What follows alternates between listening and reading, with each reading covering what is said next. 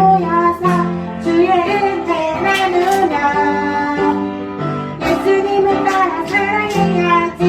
우리 서로 사랑해. 하나님이 가르쳐주는 가지 내 인생을 같이 사랑해요. 미움 같은 시기를 뚫어버리고 우리 서로 사랑해. 내 입술에 하나님, 내 맘속에 하나님, 내 영혼에 하나님을 사랑해. 내 입술에 하나님, 내 맘속에 하나님, 내 영혼에 하나님 사랑해.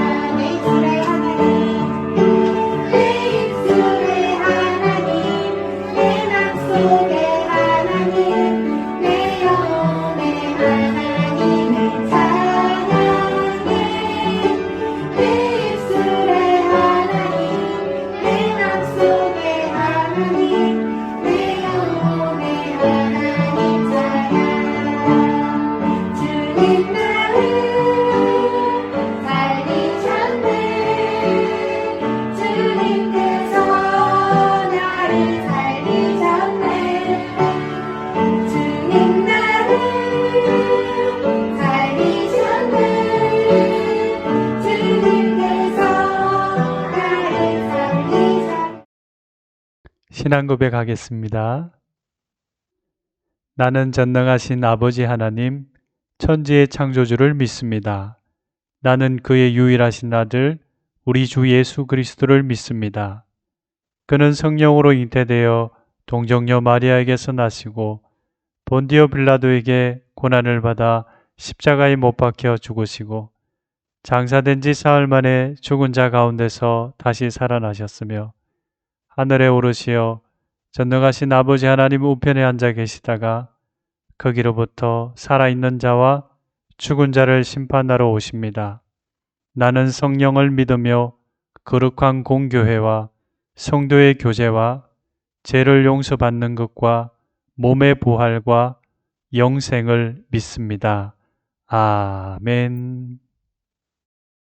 하나님의 말씀은 누가복음 1장 30절과 31절 말씀입니다. 함께 읽어보겠습니다. 천사가 마리아에게 말했습니다. 마리아야, 두려워하지 마라. 하나님께서 내게 은혜를 베푸신다. 보아라, 내가 아이를 임신하게 되어 아들을 낳을 것이다. 너는 그 이름을 예수라고 하여라. 누가복음 1장 30절, 31절 말씀. 아멘. 네, 한 번 더 말씀 읽어볼까요? 천사가 이르되 마리아여, 무서워하지 말라. 내가 하나님께 은혜를 입었느니라. 보라, 내가 잉태하여 아들을 낳으리니 그 이름을 예수라 하라. 누가복음 1장 30절에서 31절 말씀. 아멘. 마리아의 순종.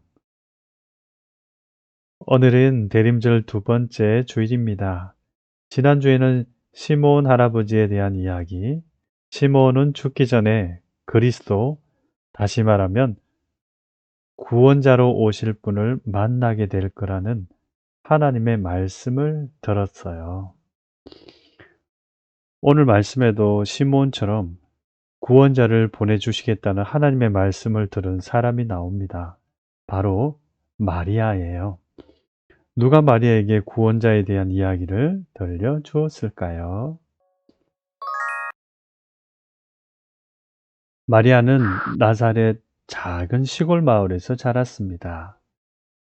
마리아라는 이름은 이집트 말로 아름답다, 사랑스럽다 뜻입니다. 히브리 말로 가장 귀하다라는 뜻이지요. 마리아는 자신의 이름처럼 하나님께서 사랑스럽게 여기는 사람, 하나님께서 귀하게 여기는 사람이 되려고 부단히 애썼을 거예요. 하나님께서 보시기에 그 모습은 얼마나 사랑스러웠을까요? 시간이 흘러 마리아는 나사렛 청년 요셉과 약혼했어요. 그러던 어느 날이었습니다. 마리아에게 아주 특별한 손님이 찾아왔어요. 바로 하나님께서 보내신 천사 가브리엘이었습니다. 가브리엘 천사가 마리아에게 말합니다. 은혜를 받은 사람아, 평안하여라. 주께서 너와 함께 하신다.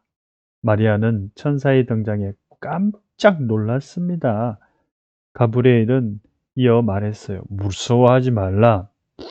너는 하나님의 은혜를 입었다. 보아라. 내가 잉태하여 아들을 낳으리니 그 이름을 누구라 하라? 네, 예수라 하라. 그는 지극히 높으신 이의 아들이라 불릴 것이다. 하나님께서 그 조상 다윗의 왕위를 그에게 주실 것이다. 그는 영원히 이스라엘을 다스리고 그의 나라는 끝이 없을 것이다. 마리아는 가브리엘의 말을 이해할 수가 없었습니다. 천사 가브리엘이 찾아온 것도 놀라운데 아직 결혼하지도 않은 자신이 임신하여 아이를 갖게 되었다니 놀란 마음과 동시에 두려운 마음도 생겼습니다. 왜냐하면 당시 유대인의 율법에 의하면 결혼하지 않은 여성이 임신할 경우 무서운 벌을 받았기 때문이에요. 마리아에게 말합니다. 가브리엘 천사요, 저는 아직 결혼도 하지 않았어요. 어떻게 이런 일이 일어날 수가 있습니까? 가브리엘은 마리아에게 대답했어요. 성령님이 내게 임하시고 지극히 높으신 이의 능력이 너를 감싸 주실 것이다. 그러므로 태어날 거룩한 아기는 하나님의 아들이라 불릴 것이다. 하나님께는 불가능한 일이 없다. 천사의 말을 들은 마리아는 모든 걱정과 두려움을 내려놓았어요. 물론 여전히 율법에 따라 벌을 받을 위험이 있었고 약혼자인 요셉에게 이 일을 어떻게 설명해야 할지 걱정도 되었어요. 하지만 마리아는 가브리엘이 전한 하나님께서 너와 함께 하신다. 가장 높으신 분의 능력이 너를 감싸줄 것이다. 나는 하나님의 말씀을 믿은 거예요. 마리아는 하나님의 말씀에 순종하기로 결심했어요. 여기에서 순종이란 반대하지 않고 순순히 따른다는 뜻입니다. 마리아는 불안한 마음보다 하나님의 일을 이루는 것이 더욱 중요하다고 생각하고 하나님의 말씀에 따랐어요. 앞으로 자신에게 어떤 위험이나 어려움이 주어지더라도 참고 이겨내기로 결심했죠. 마리아는 가브리엘 천사에게 말했습니다. 저는 주의 여종이에요. 하나님의 말씀대로 저에게 이루어지길 바랍니다. 우리 친구들 한번 따라해 볼까요? 하나님의 말씀대로 저에게 이루어지기를 바랍니다. 이것이 바로 순종이죠. 오늘 말씀을 들으며 우리 친구들 가운데 나는 마리아처럼 순종할 수 없어. 나와 달리 마리아에게는 두려움을 이겨낼 특별한 능력이 있었을 거야. 라는 생각을 할 수가 있어요. 하지만 마리아에게는 특별한 능력이 없습니다. 마리아는 우리와 똑같이 연약하고 걱정이 많고 앞으로 닥칠 일이 두렵기도 한 평범한 사람이에요. 그럼에도 마리아가 하나님께 순종할 수 있었던 것은 단 하나, 하나님의 말씀이 이루어질 것을 믿었어요. 마리아에게 하나님의 뜻보다 더 중요한 것이 없었습니다. 하나님의 말씀이 모든 걱정과 두려움을 이긴 거예요. 하나님께서는 오늘도 마리아처럼 하나님의 말씀이 이루어질 것을 믿고 그 말씀에 순종하는 제자를 찾고 계십니다. 어떻게 하나님께 순종할 수 있을까요? 우리는 기도하고 순종할 수 있어요. 기도란 여기에서 하나님의 마음과 뜻을 알아가는 과정입니다. 그리고 하나님의 뜻에 나를 맞추어 나가는 과정이죠. 쉽게 말하면 하나님을 따라가는 사람입니다. 우리는 우리의 생각 때문에 하나님께 순종하지 못할 때가 참 많아요. 우리의 이기적인 생각, 욕심, 미워하는 마음이 내 안에서 불쑥불쑥 튀어나오지요. 그럴 때마다 우리는 하나님께 기도해야 합니다. 하나님께서는 기도하는 우리에게 하나님의 뜻을 알려주시고 순종할 수 있게 인도해 주십니다. 또 우리는 말씀을 읽으며 순종할 수 있어요. 따라해 볼까요? 말씀을 읽으며 순종할 수 있어요. 성경에는 지금까지 하나님께 순종했던 수많은 사람이 등장합니다. 그들 역시 우리처럼 연약하고 평범했지만 하나님의 말씀에 순종하며 하나님의 뜻을 이루어 갔어요. 우리도 말씀을 읽으며 하나님의 뜻을 알고 순종하게 된답니다.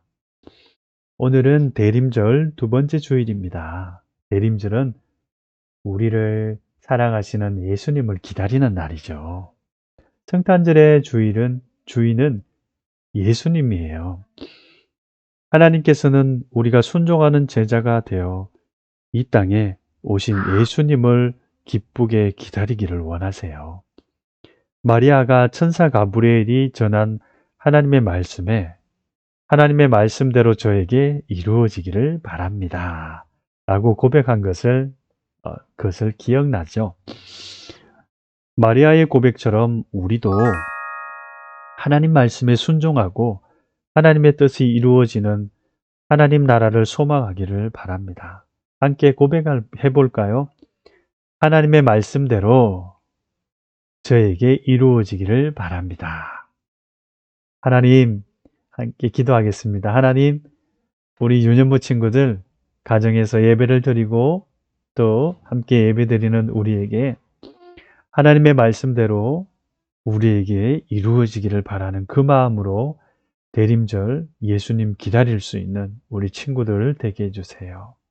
기도하며 순종하며 내 생각으로 이해가 되지 않지만 하나님의 말씀대로 하나님 뜻대로 말씀대로 살아가는 순종하는 우리 친구들 되게 해주세요. 하나님 날씨가 추워지고 있습니다. 하나님 감기 걸리지 않도록 건강으로 지켜주시고 마음에 늘 예수님을 품으며 살아가는 우리 친구들 되게 해주세요. 예수님의 이름으로 기도드립니다. 아멘. 하늘에 계신 우리 아버지, 아버지의 이름을 거룩하게 하시며 아버지의 나라가 오게 하시며 아버지의 뜻이 하늘에서와 같이 땅에서도 이루어지게 하소서. 오늘 우리에게 일용할 양식을 주시고 우리가 우리에게 잘못한 사람을 용서하여 준 것 같이 우리 죄를 용서하여 주시고 우리를 시험에 빠지지 않게 하시고 악에서 구하소서. 나라와 권능과 영광이 영원히 아버지의 것입니다. 아멘.